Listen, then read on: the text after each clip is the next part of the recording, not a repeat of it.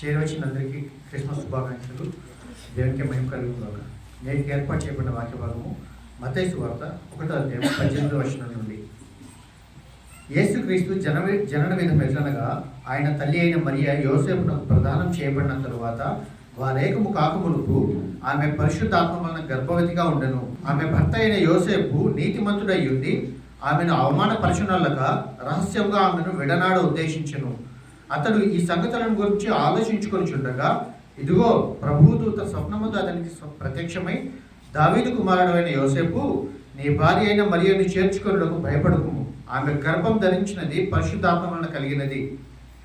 ఆమె యొక్క కుమారుని కన్ను తన ప్రజలను వారి పాపముల నుండి ఆయన రక్షించును గనుక ఆయనకు యేసు అని పేరు పెట్టుదువనెను.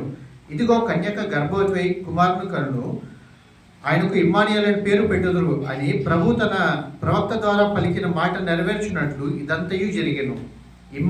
ఇమ్మానుయేలు అనే పేరునకు భాషాంతరమున దేవుడు మనకు తోడని అర్థము. యోసేపు నిద్ర మేల్కొని ప్రభుదూత తనకు ఆజ్ఞాపించిన ప్రకారం చేసి తన భార్యను చేర్చుకొని ఆమె కుమారుని కను వరకు ఆమెను ఎరగకుండెను. అతడు ఆ కుమారునికి యేసు అని పేరు పెట్టెను. 2వ అధ్యాయం.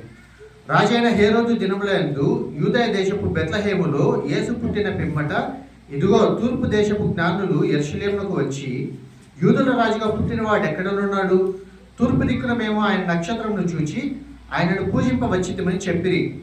హేరోదు రాజునకు ఈ సంగతి వినినప్పుడు అతనితో కూడా యెరూషలేము వారందరూ కలవరపడిరి. కాబట్టి రాజు ప్రధాన యాజకులలో నుండి శాస్త్రులను అందరినీ సమకూర్చి క్రీస్తు ఎక్కడ పుట్టునని వారిని అడిగాను. అందుకు వారు, యూదయ బెత్లెహేములోనే. ఏలైనగా యూదయ దేశపు బెత్లెహేమా, నీవు యూదా ప్రధానులలో ఎంత మాత్రంలో అల్పమైన దానవు కావు. ఇశ్రాయేలును నా ప్రజలను పరిపాలించు అధిపతి నీలో నుండి వచ్చును అని ప్రవక్త ద్వారా రాయబడి ఉన్నదనిరి. అంతటా హేరోదు ఆ జ్ఞానులను రహస్యంగా పిలిపించి ఆ నక్షత్రం కనబడిన కాలము వారి చేత పరిష్కారంగా తెలుసుకొని, మీరు వెళ్ళి ఆ శిశువు విషయమై జాగ్రత్తగా విచారించి తెలుసుకొనగానే నేనును వచ్చి ఆయనను పూజించినట్లు నాకు వర్తమానం తెండని చెప్పి వారిని బెత్లెహేమునకు పంపెను. వారు రాజు మాట విని బయలుదేరి పోచుండగా, ఇదిగో తూర్పు దేశంలో వారు చూసిన నక్షత్రము ఆ శిశువు ఉండిన చోటికి మీదుగా వచ్చి నిలిచి వరకు వారికి ముందుగా నడిచెను. వారు ఆ నక్షత్రమును చూచి అత్యానంద భరితులై ఇంటిలోనికి వచ్చి తల్లి అయిన మరియను ఆ శిశువును చూచి సాగిలపడి ఆయనను పూజించి తమ పెట్టెలు విప్పి బంగారమును సాంబ్రాణి బోలమును కానుకలుగా ఆయనకు సమర్పించిరి. తరువాత హేరోదు నద్దకు వెళ్ళవద్దని స్వప్నమందు దేవుని చేత బోధింపబడిన వారు మరి ఒక మార్గంలో తమ దేశంలోకి తిరిగి వెళ్ళిరి. వారు వెళ్ళిన తరువాత ఇదిగో ప్రభుదూత స్వప్నమందు యోసేపునకు ప్రత్యక్షమై, హేరోదు ఆ శిశువును సంహరింపవలనని ఆయనను వెదకబోచున్నాడు గనుక నీవు లేచి ఆ శిశువును ఆయన తల్లిని వెంటబెట్టుకుని ఐగుప్తునకు పారిపోయి నేను నీతో తెలియజెప్పు వరకు అక్కడనే ఉండుమని అతనితో చెప్పెను. అప్పుడు అతడు లేచి రాత్రివేళ శిశువును తల్లిని తోడుకుని ఐగుప్తునకు వెళ్ళి, ఐగుప్తులో నుండి నా కుమారుని పిలిచితిని అని ప్రవక్త ద్వారా ప్రభు సెలవిచ్చిన మాట నెరవేరబడినట్లు హేరోదు మరణం వరకు అక్కడ నుండెను. దేవుడు ఈ వాక్యంలో మన వెంకిల్లో దీవించును గాక. 2వ పాఠము లూకా రాసిన సువార్త 2వ అధ్యాయం 1-14 ఆ దినములలో సర్వలోకమునకు ప్రజాసంఖ్య వ్రాయవలనని కైసరు ఆగుస్తోలున్న ఆజ్ఞ ఆయను. ఇది కురేనియు సిరియా దేశములకు అధిపతి అయి ఉన్నప్పుడు జరిగిన మొదటి ప్రజాసంఖ్య. అందరూ ఆ సంఖ్యలో వ్రాయబోటకు తమ తమ పట్టణంకు వెళ్ళిరి. యోసేపు దావీదు వంశములోను గోత్రములోను పుట్టినవాడు గనక తనకు భారీగా ప్రదానం చేయబడి గర్భవతి ఉండిన మరియతో కూడా ఆ సంఖ్యలో వ్రాయబోటకు గలిలయలోని నజరేతు నుండి యూదయలోని బెత్లెహేమునబడిన దావీదు ఊరికి వెళ్ళాను. వారక్కడ ఉన్నప్పుడు ఆమె ప్రసన్న దినములు నిండను గనక తన తొలిచూలు కుమారుని కని పొత్తిగుడ్డలతో చుట్టి సత్రంలో వారికి స్థలము లేనందున ఆయనను పశువుల తొట్టిలో పరుండబెట్టాను. ఆ దేశంలో కొందరు గొర్రెల కాపరులు పొలంలో ఉండి రాత్రివేళ తమ మందను కాచుకొంచుండగా ప్రభువు దూత వారి యొద్దకు వచ్చి నిలిచెను. ప్రభువు మహిమ వారి చుట్టూ ప్రకాశించినందున వారు మిక్కిలి భయపడింది. అయితే ఆ దూత భయపడబడి ఇదిగో ప్రజలందరికీ కలగబోవు మహా సంతోషకరమైన సువర్తమానము నేను మీకు తెలియజేయుచున్నాను. దావీదు పట్టణమందు నేడు రక్షకుడు మీ కొరకు పుట్టి ఉన్నాడు. ఈయన ప్రభువైన క్రీస్తు. దానికిదే మీ కానవాలు. ఒక శిశువు పొత్తిగుడ్డలతో చుట్టబడి ఒక తొట్టిలో పండుకొని ఉండటం మీరు చూసేదని వారితో చెప్పాను. వెంటనే పరలోక సైన్య సమూహము ఆ దూతతో కూడా నుండి సర్వోన్నతమైన స్థలంలో దేవునికి మహిమయు ఆయనకి ఇష్టమైన మనుష్యులకు భూమి మీద సమాధానం కలుగును గాక అని దేవుని స్తోత్రం చేయుచున్నాను. లూకాసు వార్త 1వ అధ్యాయము 68వ వచనం నుంచి 80వ వచనం వరకు. ప్రభువైన ఇశ్రాయేలు దేవుడు స్తుతింపబడును గాక. ఆయన తన ప్రజలకు దర్శనమిచ్చి వారిని విమోచన కలుగజేశాను. తన సేవకుడైన దావీదు వంశమునందు మన కొరకు రక్షణ శృంగమును, అనగా మన శత్రువుల నుండి మనల్ని ద్వేషించు వారందరి చేతిలో నుండి తప్పించి రక్షణ కలుగజేశాను. దీనిని గూర్చి ఆయన ఆది నుండి తన పరిశుద్ధ ప్రవక్తల నోట పలికించాను.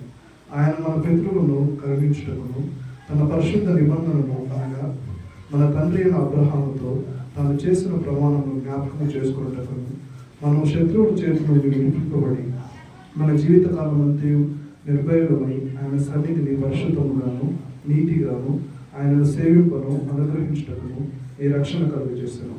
మరియు ఓ శిశువు, నీవు సర్వోన్నతుని ప్రవక్త వరకు మన దేవుని మహావాత్సల్యమును బట్టి వారి పాపములను క్షమించుట వలన తన ప్రజలకు రక్షణ జ్ఞానం ఆయన అనుగ్రహించినట్లు ఆయన మార్గములను సిద్ధపరచుటకై నీవు ప్రభువులకు ముందుగా నడుపు మన పాదములను సమాధాన మార్గంలోకి నడిపించినట్లు చీకటిలోను మరణఛాయలోను కూర్చున్న వారికి వెలిగించుటకై ఆ మహావాత్సల్యమును బట్టి పైనుండి ఆయన మనకు అరుణోదయ దర్శనం అనుగ్రహించాడు.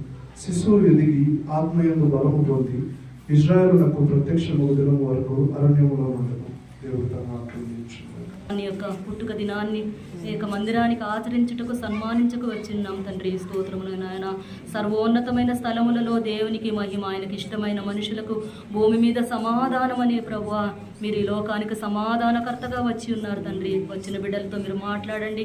రావాల్సిన బిడ్డలందరినీ సకాలంలో తీసుకురండి నాయన. ఘనత మహిమ ప్రభావాలు మీరే పొందుకోండి. నీ దాసుని రెండింతల ఆత్మతో అభిషేకించండి. నీ దాసుని ద్వారా అమూల్యమైన వాక్కులు విని మేము బలపడి నీకు మహిమకరంగా జీవించే కృపను దయచే తండ్రి. వాక్యముతో మాతో సూటిగా మాట్లాడండి. మమ్మల్ని బలపరిచిన ఆయన నీ వాక్యంతో మమ్మల్ని అందరినీ సరిచేయండి నాయన. నీకు స్తోత్రములు నాయన, స్తోత్రములు చెల్లించుకుంటూ నా తండ్రి ఈ ఆరాధన ఆది నుండి అంతవరకు నడిపించమని నజరేయుడైన యేసు పరిశుద్ధ నామమున అడిగి వేడుకొనుచున్నాం మా ప్రియ పరలోకపు తండ్రి. ఆమేన్. దేవుడికి మహిమ కలుగుగాక. మీ అందరికీ క్రిస్మస్ శుభాకాంక్షలు తెలియజేస్తున్నాను. Happy Christmas, happy happy Christmas. చాలా మంది సంతోషంగా హ్యాపీ క్రిస్మస్ చేతిగా చెప్తే బాగుంటుందేమో. Happy happy Christmas. Very good. Hallelujah, hallelujah. ఇంతవరకు మనం చక్కగా దేవుని యొక్క సన్నిధానంలో పాటలతో దేవుని మహిమపరిచాం, స్థితులతో దేవుని ఆరాధించాం. అందరి వచ్చి దేవుని నామానికి మహిమ ఘనత ప్రభావం కలుగుగాక. ఈ రోజున చెప్పినట్టుగా సమయానికి చాలా మంది వచ్చారు. దేవుడు మనందరినీ కూడా దీవించుగాక. గత 2024 సంవత్సరం పూర్వం యేసుక్రీస్తు ప్రభువు వారు మన కొరకు ఈ లోకానికి రావటం జరిగేది. అది ఆయన యొక్క మొదటి రాకడ. ఆ మొట్టమొదటి రాకడలో ఆయన చేసినటువంటి కార్యం చాలా ఉన్నతమైనటువంటి కార్యం. అదేమిటి అంటే ఆయన జన్మించడము అనేటువంటిది ఒకటి. రెండవది ఆయన మన పాపముల నిమిత్తము మరణించడం. మూడవది ఆయన తిరిగి మూడవ రోజున పునరుద్ధానుడై ఆయన స్వర్గము చేత సంపాదించినటువంటి తన సంఘము కొరకు ఆయన స్థలము సిద్ధపరచడానికి ఆయన తిరిగి పరలోకానికి వెళ్ళినట్టుగా పరిశుద్ధ గ్రంథంలో సువార్త భాగాలు మనం గమనిస్తూ ఉన్నాము. ఇది యేసుక్రీస్తు ప్రభువు వారి యొక్క పుట్టుకలో, ఆయన మరణంలో, పునరుద్ధానంలో ఉన్నటువంటి విశిష్టత.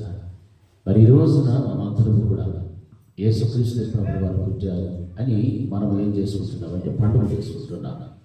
అది ప్రజలందరికీ కూడా కలగబో మహా సంతోషకరమైన సువర్తమానమని ఆ రోజున బెత్లెహేములో ఉన్నటువంటి ప్రజలకు, యూదులకు, ప్రతి వారికి కూడా ఈ యొక్క సందేశము అందింపబడ్డది, ప్రచురించబడ్డది. దేవుడు తన దూత ద్వారా ఈ విధమైనటువంటి దేవుని గురించినటువంటి సువార్తను తెలియపరిచి ఆ ప్రజలందరికీ కూడా వారిలో ఉన్నటువంటి ఆ పాపమునంతటిని తొలగించడానికి మీకంటూ ఒక రక్షకుడు పుట్టి ఉన్నాడు అనేటువంటిది నిజంగా చాలా నమ్మదగినటువంటి మాట. మరి ఇందాక మనం చదివినటువంటి మత్తయి సువార్తలో ఉన్నటువంటి వాక్య భాగం, లూకా సువార్తలో ఉన్నటువంటి వాక్య భాగం మనం గమనించినట్లయితే ఆయన జన్మం ఏ విధంగా జన్మించారు అనేటువంటిది మనం చాలా క్షుణ్ణంగా అర్థం చేసుకోగలిగాం. పరిశుద్ధాత్మ వలన కన్యకైనటువంటి మరియ ఆమె గర్భము ధరించినట్లుగా, ఆ గర్భము ధరించినటువంటి ఆమె పుట్టబోయేటువంటి శిశువు పరిశుద్ధుడిగా జన్మించారు. అంటే స్త్రీ పురుషుల కలయిక వలన కాక స్త్రీ యందు దేవుడు ఆ కన్యకైనటువంటి పరిశుద్ధురాలైనటువంటి మరియను ఎన్నిక చేసుకున్నాడు కనుకనే ఆమె గర్భాన్ని చేసుకున్న దాన్ని బట్టి ఆయన అక్కడ జన్మించడానికి ఇష్టపడినటువంటి దేవుడు. ఎందుకంటే తన జీవితము చాలా ప్రాముఖ్యంగా మనం గమనించినట్లయితే పరిశుద్ధతతో కూడినటువంటి కన్యక అయినటువంటి పరిస్థితి మనకు అక్కడ మరియలో కనిపిస్తుంది. కనుకనే ఈ రోజున మనం అందరము కూడా ఆమెను గౌరవిస్తూ ఉన్నాము. యేసుక్రీస్తు ప్రభువు వారిని ఆరాధిస్తూ ఉన్నాము. క్రిస్మస్ అంటేనే క్రీస్తుని మనం ఏం చేయడం? ఆరాధించడం లేక పూజించటము. హల్లెలూయా. అందరూ బాగా అలర్ట్గా ఉండాలి. హల్లెలూయా, హల్లెలూయా. యేసుక్రీస్తు ప్రభువు వారి యొక్క జనన విశేషాలను మనం గమనించినట్లయితే ఎన్నో అంశాలు ఉన్నాయి, ఎన్నో దాగి ఉన్నటువంటి మర్మాలు మనకు కనిపిస్తున్నాయి. అందులో మనం నేర్చుకోవలసినటువంటి పాఠములు కూడా చాలా ఉన్నాయి. అయితే ఆయన ఈ లోకానికి రావడానికి ముఖ్యంగా కారకులైనటువంటి వారు 7 మంది ఉన్నారు. ఎవరెవరు వాళ్ళు?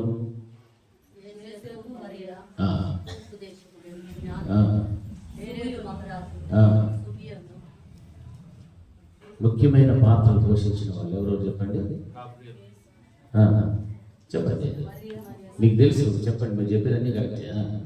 యోసేపు, మరియా, జ్ఞానులు, గొల్లలు, యాజకులు, సత్రపు యజమాని, ఈ విధంగా వీళ్ళందరూ కూడా మనం గమనిస్తున్నట్లయితే యేసుక్రీస్తు ప్రభువు వారు ఈ లోకానికి రావడంలో ఆయన వచ్చినప్పుడు, ఆయన జన్మించినప్పుడు ముఖ్య పాత్రను పోషించినటువంటి వ్యక్తులు. ఇప్పుడు మత్తయి సువార్తలో మనం చదివినటువంటి భాగంలో వీళ్ళందరూ మనకు కనిపిస్తున్నారు లేదా? మీరేమి చెప్పడం లేదా? ఈ పక్కలో చెప్పడం లేదా? కనిపించినా లేదా? ఇప్పుడు మనం చెప్పుకున్న వాళ్ళందరూ ఉన్నారా లేదా? కుర్చీలో వాళ్ళు చెప్పాలి. ఏం సార్? కనిపిస్తూ ఉన్నారు. హల్లెలూయా, హల్లెలూయా. వీరందరూ కూడా ముఖ్యమైనటువంటి పాత్రను పోషించినటువంటి వారు. ఇప్పుడు ఇందులో కొన్ని క్యారెక్టర్స్ ఉన్నాయి. కొంతమంది దేవునికి విధేయత చూపించిన వారు ఉన్నారు, మరి కొంతమంది త్యాగం చేసిన వారు ఉన్నారు, మరి కొంతమంది విసర్జించిన వారు ఉన్నారు. ఈ విధంగా 3 గుంపులుగా మనము ఈ యొక్క వాక్య భాగంలో మనం గమనించినట్లయితే ఇక్కడ చేరి ఉన్నటువంటి మనలో కానీ లేకపోతే క్రైస్తవ సమాజంలో కూడా ఈ 3 గుంపుల్లో ఏదో ఒక గుంపులో ఖచ్చితంగా ఉండే ఉంటారు. యేసుక్రీస్తు ప్రభువు వారిని గురించి, యేసుక్రీస్తు ప్రభువు వారి యొక్క జననం గురించి తెలిసిన వారు, తెలియనటువంటి వారు, వీరి యొక్క జీవిత విధానంలో చూస్తే ఈ 3 గుంపుల్లో ఏదో ఒక గుంపులో ఖచ్చితంగా ఉండనే ఉంటారు. మరి మొట్టమొదటి ప్రాధాన్యత ఎవరు పోషించారు ఆ పాత్ర అని అంటే వాక్య భాగంలో గమనిస్తే మరియమ్మ, కన్యకైనటువంటి మరియ. హల్లెలూయా, హల్లెలూయా. మొట్టమొదటిది యోసేపు, మరియమ్మ. వీరి ఇరువురి యొక్క జీవితాన్ని మనం గమనిస్తే మరియమ్మ జీవితం ఎటువంటిది అని అంటే చాలా పరిశుద్ధమైనటువంటి కన్యక, పరిశుద్ధురాలు. యోసేపు ఎటువంటి వాడు? నీతిమంతుడు. వీరి ఇరువురు ఏ గుంపులో ఉన్నారంటే త్యాగం చేసినటువంటి వారి గుంపులో ఈ ఇద్దరు కూడా మనకు కనిపిస్తున్నారు. దేన్ని త్యాగం చేశారు? వారి జీవితాన్ని త్యాగం చేశారు. ఆ యొక్క యూద సాంప్రదాయము, మన యొక్క భారతదేశ సాంప్రదాయాన్ని మనం గమనించినట్లయితే వివాహానికి ముందు మనం ఏం చేస్తాము? ప్రదానం చేసుకుంటాం, అంటే ఎంగేజ్మెంట్ చేసుకుంటాం కదా, పక్కా శాస్త్రం అంటాం కదా, అది జరిపించుకుంటాం. అది జరిపించుకున్న తర్వాత కొద్ది రోజుల తర్వాత వివాహం అనేటువంటి జరుగుతుంది. లేదు, కొంతమంది ఆ ముందు రోజే ప్రధానం చేయబడి తర్వాత మరుసటి రోజు కూడా వివాహం ఆడేటువంటి సాంప్రదాయం మన భారతదేశంలో, యూదుల్లో కూడా అలాగే ఉంది. కానీ యూదుల యొక్క సాంప్రదాయం ఎటువంటిదంటే చిన్న వయసులోనే ప్రధానం చేయబడి ఆ తర్వాత వారికి వివాహ కాలపు వయసు వచ్చినప్పుడు వారి ఇరువురిని కూడా భార్యాభర్తలుగా అంగీకరించారు. అంగీకరించేటువంటి సాంప్రదాయం. ఆ తర్వాత ఒక సంవత్సరపు కాలము వారికి ఒక టైం అనేటువంటిది ఉంటుంది. ఆ సమయం ఏమిటంటే వారి యొక్క పరిశుద్ధతను కనపరచుకోవడం కోసం, ఆ యొక్క పరిశుద్ధతను కనపరచుకునేటువంటి ఆ సాంప్రదాయంలో స్త్రీ అనేటువంటిది ఏవైనా తప్పు చేసినట్టు అనిపించిన వారిని ఏం చేసేవారంటే రాళ్ళతో కొట్టి చంపేసేటువంటి వారు. అది యూదా సాంప్రదాయం. అంత కఠినమైనటువంటి సాంప్రదాయంలో ఉన్నటువంటి స్థితి ఎవరిలో కనిపిస్తుందంటే కన్యకైనటువంటి మరియలో కనిపిస్తుంది. వాక్య భాగంలో మనకు కనిపిస్తున్నప్పుడు ఆమెకు యోసేపుతో ప్రధానమైపోయినప్పటికీ కూడా ఆమె ఏమై ఉందంటే వివాహం ఆడలేదు. వివాహం ఆడక మునిపే ఆమె ఏమి కలిగింది, ఏమి ధరించాలి అంటే గర్భము దాల్చినట్టుగా మనకు కనిపిస్తుంది. వివాహం కాక మునిపే ఆమె గర్భమును ధరించాలి అని అంటే ఆ యొక్క యూదులలో వారి యొక్క సాంప్రదాయాన్ని బట్టి మరియమ్మ ఏమైపోవాలా, రాళ్ళతో పట్టుబడి చనిపోవాలి. కానీ ఎన్ని నిందలు, ఎన్ని అవమానములు ఎన్నో వచ్చాయి. వాటన్నిటిలో నుండి కూడా ఆమె ఏం చేసిందంటే ఎదుర్కొన్నది. దేవుని కొరకు ఆమె ఒక చక్కని తీర్మానం తీసుకొచ్చి ఒక త్యాగపూరితమైన జీవితాన్ని ఆమె జీవిస్తూ ఉంది. తన బంధువులు కావచ్చు, ఆ యొక్క గ్రామంలో ఉన్న వారు కావచ్చు, ఎవరైనా కూడా కానీ ఎన్నో నిందలు వేసి ఉంటారు, అవమానపరిచి ఉంటారు. అయినా లెక్క చేయలేదు. ఎందుకంటే ప్రభు యొక్క దూత గాబ్రియల్ దూత ఆమెతో మాట్లాడుతుంది. నీవు పరిశుద్ధాత్మ వల్ల నీవేమవుతావు, గర్భము ధరిస్తావు. ఇది ఆమె మేల్కొని ఉన్నప్పుడు దర్శనం ద్వారా చూసినటువంటి సమాచారం. అదే యోసేపు నిద్రపోతున్నాడు. ఆయన కలలో స్వప్నంలో దూత వచ్చి మాట్లాడుతుంది. నీవు ఆమెకు జతపరచబడ్డావు, కానీ ఆమె పరిశుద్ధాత్మ వల్ల గర్భం ధరించింది కాబట్టి పుట్టబోయేటువంటి శిశుడు పరిశుద్ధుడై పుట్టబోతున్నాడు. కనుక నీవు ఆమెను ఎటువంటి పరిస్థితుల్లో కూడా విడనాడకూడదు అని చెప్పాడు.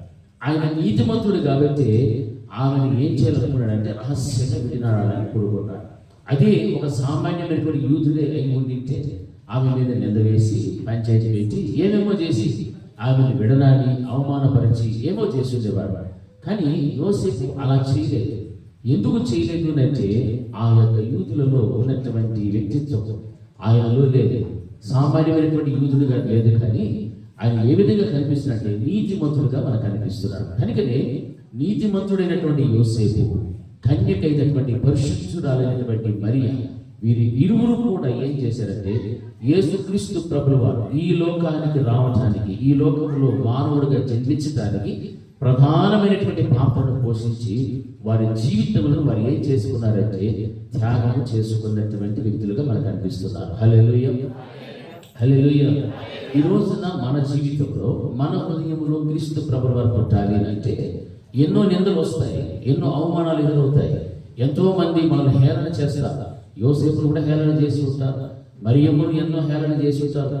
వివాహం కాక మునిపే నువ్వు ఏం పొందుకున్నావు, గర్భాన్ని ధరించున్నావు, ఎలా ధరించావు అనేటువంటి నిందలు ఎన్నో వచ్చి ఉంటాయి. ఈ రోజున కూడా దేవుని నమ్మినటువంటి బిడ్డలు, విశ్వాసం వచ్చినటువంటి వారి జీవితంలో కూడా చాలా మటుకు మన చుట్టుప్రక్కల ఉన్న వారు కానీ, మన రక్త సంబంధికులు కానీ, దేవుణ్ణి ఎరగని వారు, దేవుని యొక్క విశ్వాసం ఉంచినటువంటి వారు, వీరు కూడా ఏం చేస్తుంటారంటే ఎన్నో నిందలు వేస్తుంటారు, అవమానం చేస్తుంటారు. మీరు ఆ దేవుని నమ్మిన కారణాన్ని బట్టి ఈ పరిస్థితులు వచ్చాయి, ఆ దేవుని మందిరానికి మీరు వెళుచున్నారు కాబట్టి ఇటువంటి పరిస్థితులు వచ్చాయి అని ఎన్నో నిందలు, అవమానాలు అయినా క్రైస్తవుడుగా ఒక విశ్వాసిగా నీవు దేవుని యందు విశ్వాసం వచ్చిన తర్వాత, నమ్మకం పెట్టుకున్న తర్వాత, నీ జీవితంలో ఎన్ని నిందలు వచ్చినా, అవమానములు వచ్చినా, ఇబ్బందులు వచ్చినా, కరువు వచ్చినా, కాటకం వచ్చినా, కట్టం వచ్చినా, దేవుని యందున్న విశ్వాసంలో మాత్రం ఎన్నటికి కూడా విడిచిపెట్టకూడదు. అప్పుడే యోసేపు మరియమ్మలలో ఉన్నటువంటి ఆ త్యాగపూరితమైనటువంటి జీవితము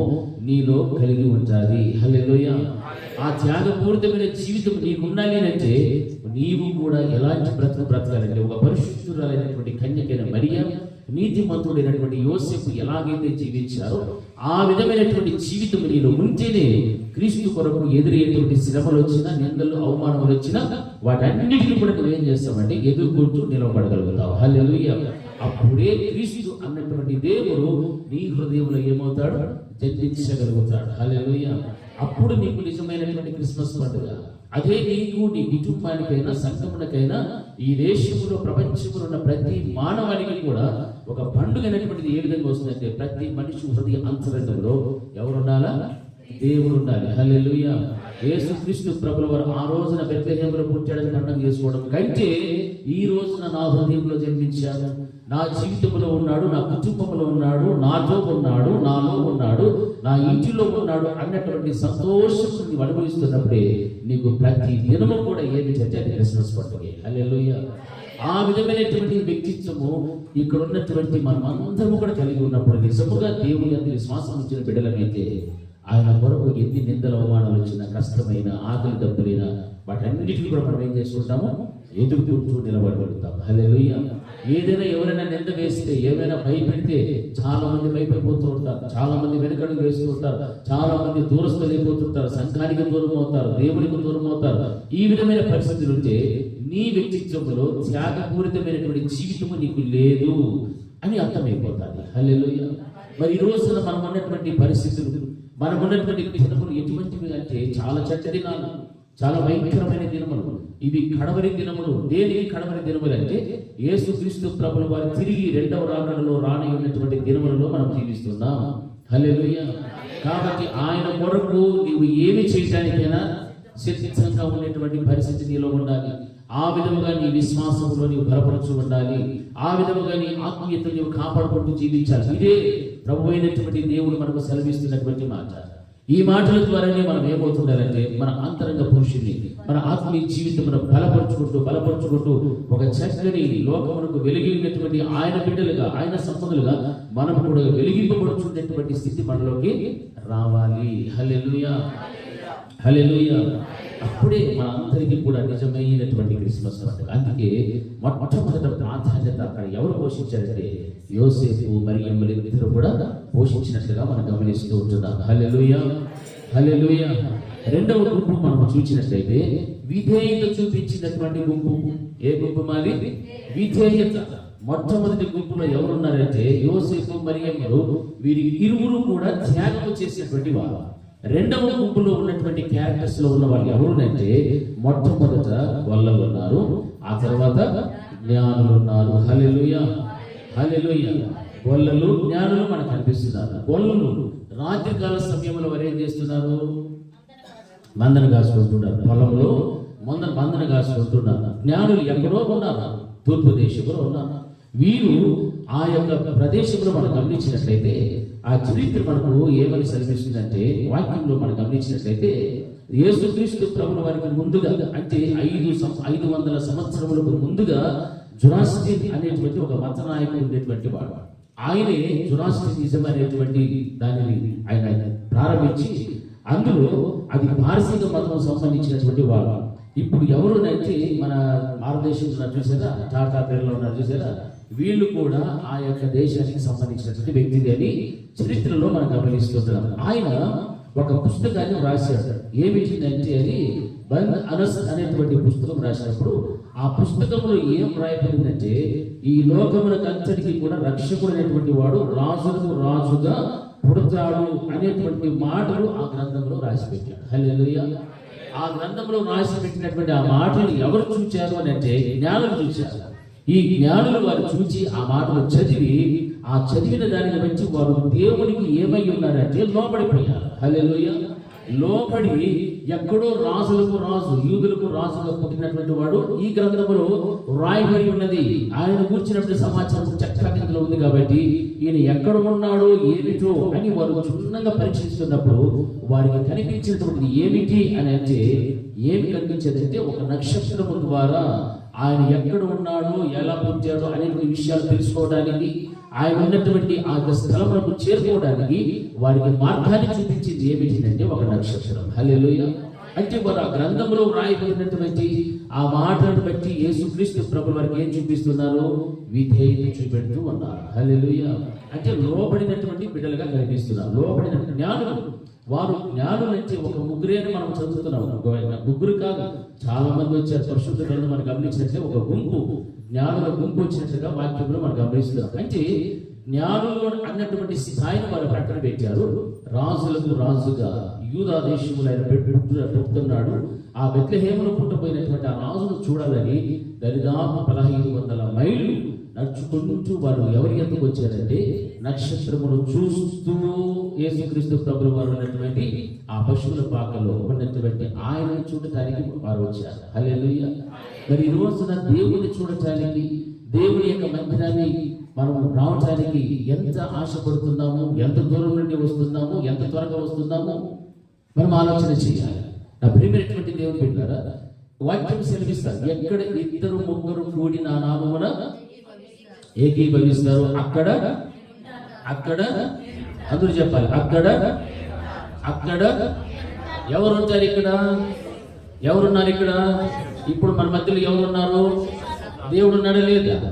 పరిశుద్ధాత్మ దేవుడు మన మధ్య సంచరిస్తున్నాడు. అంటే వాక్యం ఏం సెలవిస్తుంది? ఎక్కడ ఇద్దరు ముగ్గురు కూడి నా నామమున ఏకీభవిస్తారో అని అన్నాడే. కానీ ఎక్కడ ఇద్దరు ముగ్గురు కంటే మీకు ఇష్టం వచ్చినట్టుగా కూడుకుంటారో అక్కడ నేను ఉంటానని చెప్తున్నా.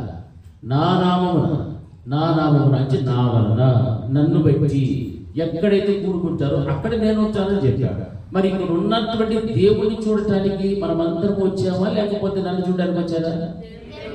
ఎవరిని చూడడానికి వచ్చారు? దేవుని ఎలా చూస్తున్నారు? దేవుని యొక్క వాక్యం ద్వారా. హల్లెలూయా. దేవుడు తన దాసుల ద్వారా మాట్లాడే ప్రతి మాట కూడా ఎవరిది ఉన్నది? దేవునిది ఉన్నది. దేవుని మాటలు వింటూ ఉన్నావు, దేవుని నువ్వు చూస్తున్నావు, వింటూ ఉన్నావు. అలాంటప్పుడు నీతో పాటు ఎవరు తీసుకురావాలా? ఇక్కడనే దేవుడు నీకు తెలుసు. నీ ఇంట్లో వాళ్ళు చాలా మంది రాలా, మీ భర్తలు రాలా, భార్యలు రాలా, బిడ్డలు రాలా, కొంతమంది తల్లిదండ్రులు రాలా. మరి అటువంటిప్పుడు నీవు చూస్తున్నటువంటి నీ దేవుణ్ణి, నీవు వింటున్నటువంటి నీ దేవుని మాటలను వినిపించడానికి, చూపించడానికి నీ కుటుంబం పట్ల నీకేమి లేదు? ఏమి లేదు? చెప్పచ్చు, గట్టిగా చెప్పచ్చు. ఏమి లేదు? గట్టిగా బాగా. దేవుడు ఇంటా ఉన్నాడు కదా, మనకేమి లేదు? బాధ్యత లేదు. హల్లెలూయా. అంటే ఇక్కడ దేవుడు ఉన్నాడా లేదనేటువంటిది మీకు డౌట్ అవుతుంది. దేవుడు ఉన్నాడు అన్న వాళ్ళు ఎంతమంది?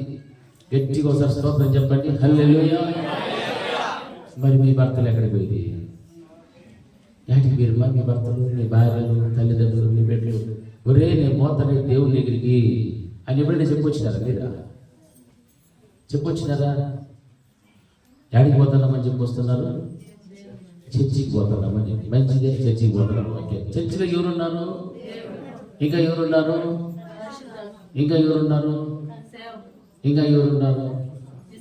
మీరు ఎవరు చూసి వస్తారు? దేవుని చూసి వచ్చేవాళ్ళు ఒకసారి గట్టి చెప్పండి. మీరందరూ ఎంత టయానికి వస్తారని చెప్పండి.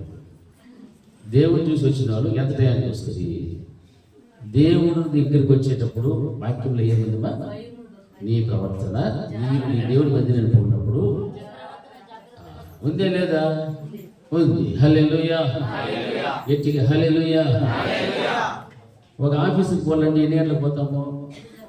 ఆఫీసు 2 గంటలకు వస్తాడు, 10 గంటలకు మన టైం. వాడు ఎన్ని గంటలకు వస్తాడు? 12కి వస్తే మేలే. ఏం ప్రకాష్? వచ్చి అర్ధగంటకు వస్తే భోజనం టేబుల్ మళ్ళీ అయిపోతాడు. మనం ఎన్ని గంటలకు ఉంటాము? తెల్లారి 8 గంటల నుంచి 10 గంటలకు కాల్చుకుంటాం. వాడు వస్తాడని ఒక సంవత్సరం పెట్టుకుంటాం, వాడు పెట్టకు వాడు రాడు. కానీ నువ్వు మాత్రం ఎన్ని గంటలకు ఉంటావు? 8కే ఉంటావు.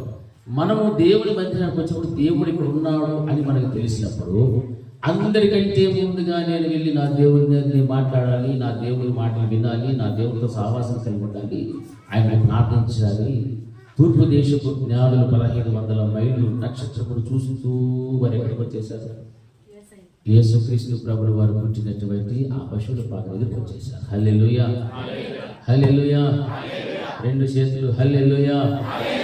హల్లెలూయా. పశువుల పాక వచ్చాట లేదా? ఎన్ని మైళ్ళు? 1500 మైళ్ళు. మన చర్చికి, మన ఇళ్లకు ఎన్ని మైళ్ళు ఉంది? మరి దేవుడు ఉన్నాడు ఈ స్థలములు అన్నప్పుడు ఎంత భయముతో, భక్తితో మనం ఇక్కడికి వచ్చేస్తే అది దేవునికి సంతోషం ఇస్తుందా, దుఃఖం ఇస్తుందా?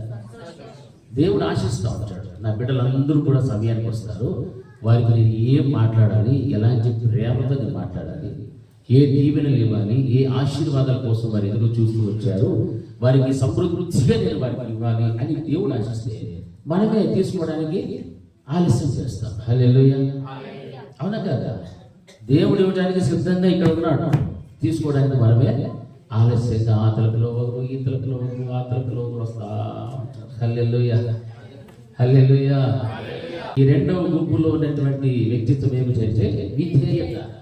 అందుకే వారు నక్షత్రములు చూస్తూ వచ్చింది అని అంటే ఆ నక్షత్రము వీరికి ఎలాగైతే దారి చూపించారో క్రీస్తునందు విశ్వాసం ఉంచిన ప్రతి విశ్వాసి కూడా లోకములో దేవుని ఎరుగని విశ్వాసం ఉంచని ప్రతి వ్యక్తికి కూడా నీవు ఎలా ఉండాలంటే ఒక నక్షత్రము వలె నీవు కనిపిస్తూ ఉండాలి. హల్లెలూయా. మన ఇంటి మీద ఏముంది? ఎంతమంది కట్టారు? నేను కట్టినా. హల్లెలూయా. స్టార్ కట్టినాం. దానికి అర్థం ఏమిటంటే ఆ స్టార్ ఉన్న ప్రతి ఇంట్లో ఉన్న ప్రతి వ్యక్తి కూడా ఏమై ఉండాలా?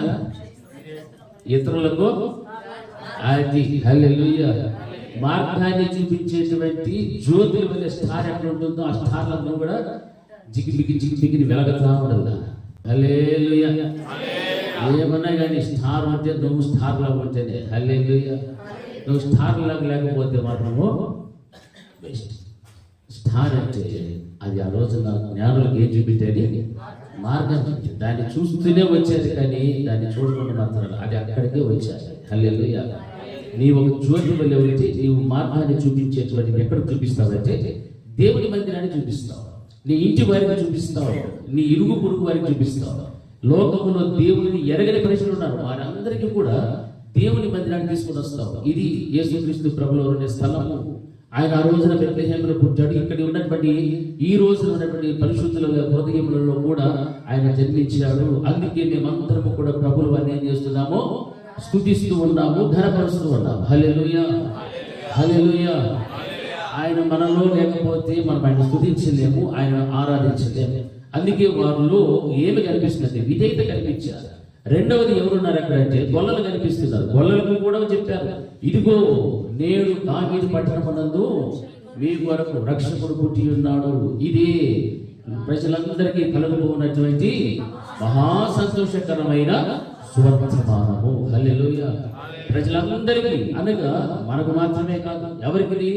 ప్రపంచంలో ఉన్న ప్రతి వ్యక్తికి కూడా ఇది ఏ వార్త అంటే సంతోషాన్ని కలిగించేటువంటి వార్త, సంతోషకరమైన సువర్తమానం, మంచి వార్త. ఎందుకు అని అంటే ఇది ప్రజలందరి కొరకు ఎవరు పుట్టారు అంటే రక్షకుడు పుట్టాడు. హల్లెలూయా. ఆ రక్షకుడు ఎవరు అంటే యేసు. హల్లెలూయా. ఆయన ఏమని పేరు పెట్టబడిందంటే ఇమ్మానుయేలు అని పేరు పెట్టబడింది. భాషాంతరమున దానికి అర్థం ఏమిటంటే దేవుడు మనకు తోడై ఉన్నాడు. హల్లెలూయా. ఆయన రక్షకుడుగా పుట్టాడు, మనకు తోడుగా ఉండడమే, మనకు తోడుగా ఉండి మనం నడిపించడం కోసం ఆయన పుట్టాడు. కనుక ఇది ప్రజలందరికీ కలగబోనటువంటి మహా సంతోషకరమైన సువర్తమానము అని చెప్పేశాడు. హల్లెలూయా. ఎందుకంటే అంతవరకు కూడా మన పితరుల కాలంలో వారు చేసినటువంటి పాపముల నిమిత్తము పరిహరించుకోవడానికి గొర్రెల యొక్కయు, పొట్టేళ్ల యొక్కయు, కోడెల యొక్కయు, పశువుల యొక్క రక్తమును ఏం చేస్తుండే వాళ్ళు? వధించేవారు. బలి పశువులను వధించేవారు, రక్తమును చిందించేవారు. దాని వలన మానవుడు చేసిన పాపములకు ఏమి కలగలేదు? పరిహారం కలగలేదు. అందుకే ఈ రోజు వరకు కూడా చాలా మంది దేవుడిని ఎరుగని ప్రజలు, దేవుని యందు విశ్వాసం వచ్చని ప్రజలు, నేనే మార్గమును సత్యమును జీవమునై ఉన్నాను అని యేసుక్రీస్తు ప్రభువు వారు చెప్పిన మాటలను ఎవరైతే అంగీకరించుకున్నా ఉన్నారో, ఎవరైతే దేవుడిని తెలుసుకోలేక సృష్టికర్తను మరిచి సృష్టిని ఆరాధిస్తూ సృష్టి వెంబడి నడుస్తూ ఉన్నారు, వీరందరూ కూడా ఈ రోజు వరకు కూడా ఏం చేస్తున్నారు? బలు కల్పిస్తూ ఉన్నారు. దీనివల్ల ఏమైనా ఫలితం ఉందంటే ఏమీ లేదు, ఏమీ ఫలితం లేదు. అయినా సృష్టిని వెంబడిస్తున్నటువంటి వారందరికీ కూడా దేవుడు చెప్పిన మాట ఏంటంటే మీరు సర్వలోకమునకు వెళ్ళి సర్వ సృష్టికి సువార్తను ప్రకటించండి అని చెప్పాడు. హల్లెలూయా. ఎందుకంటే భూమి మీద ఉన్న ప్రజలు చాలా మటుకు నన్ను మర్చిపోయారు, వారికి నన్ను మీరు పరిచయం చేయాలి. యేసు అంటే ఎవరు? ఆయన రక్షకుడు, ఆయన విమోచకుడు, మనకందరినీ కూడా పాప పరిహారమును కలిగించడానికి పరమును విడిచి ఈ భూమికి దిగి వచ్చినటువంటి యేసును నేనే, నా రక్తము ద్వారానే మీ అందరికీ కూడా ఏమవుతుందని పరిహారం కలుగుతాది. హల్లెలూయా. హల్లెలూయా. అంటే ఆయన బలి పశువులను కూడా నిషేధించారు. ఆ నిషేధించి ఆయనే ఒక బలి పశువుగా మార్చబడిపోయి ఆయన కూర్చిన వాక్యం ఏం తెలుస్తుందంటే ఇదిగో లోక పాపమును మోసుకొని పోవు దేవుని గొర్రెపిల్ల. అంటే తను తాను తగ్గించుకున్నాడు. గొర్రెపిల్ల ఎలాగైతే సాధువు కలిగినటువంటి వ్యక్తిత్వం ఉన్నారో అటువంటి సాధువైనటువంటి స్థితి యేసుక్రీస్తు ప్రభువుల వారు ఆ తగ్గింపు మనకు కనిపిస్తుంది. కనుకనే తండ్రి యొక్క అభిష్టం ఏమైతే ఉన్నదో ఆ అభిష్టమును నెరవేర్చడం కొరకు, ఆయన చిత్తమును నెరవేర్చడం కొరకు ఈ లోకానికి వచ్చి మన మనము చేసిన పాపములందరి పాపముల కొరకు, నా పాపముల కొరకు, మీ పాపముల కొరకు, భూమి మీద ఉన్న ప్రతి మనుషుని పాపం కొరకు కూడా ఆయన పరిశుద్ధులుగా జన్మించాడు కనుక పరిశుద్ధుడైన రక్తము భూమి మీద చిందిస్తే తప్ప మానవుని పాపములకు ఏమి లేదని పరిహారము లేదు. ఇది వేదాలలో, గ్రంథాలలో, అన్ని గ్రంథాలలో, అన్ని మత గ్రంథాలలో కూడా ఈ మాట రాయబడింది. హల్లెలూయా.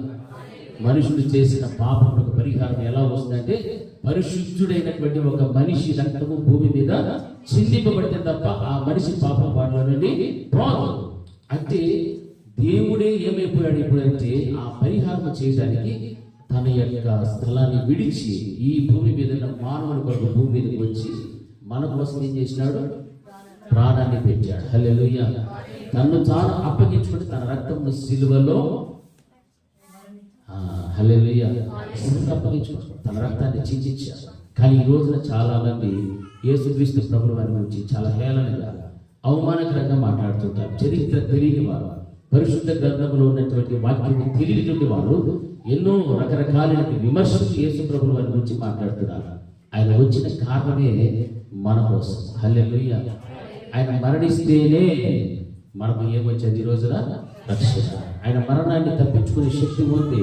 ఆయన భూమి మీద బ్రతికినప్పుడు అద్భుత కార్యాలు చేశాడు, ఆశ్చర్య కార్యాలు చేశాడు, చనిపోయిన వారిని సైతము భూమి మీద లేపాడు. ఇన్ని గొప్ప కార్యములు చేసిన దేవుడు తన మరణం తప్పించుకునే శక్తి లేదా? ఉంది. కానీ ఆయన ఎలా పుట్టాడు? పరిశుద్ధుడిగా పుట్టాడు. ఆ పరిశుద్ధుడిగా పుట్టిన ఆయన రక్తము చిందిస్తేనే పాపం లేనటువంటి మనందరి కొరకు కూడా ఆ పాపం అంతా కూడా తీసివేయడానికి ఆయన చేశాడు కార్యాన్ని. అందుకే ఆయన మరణించాడు శిలువలో. హల్లెలూయా. అంటే తనలో ఉన్న తగ్గింపును చూపిస్తున్నాడు. తండ్రి చిత్తము నెరవేర్చడానికి వచ్చినటువంటి క్రీస్తు. గొల్లలు ఆ మాటలు వింటున్నప్పుడు యేసుక్రీస్తు ప్రభువు వారు ఎక్కడ ఉన్నారో అని పరిగెత్తుకుంటూ వెళ్ళారు.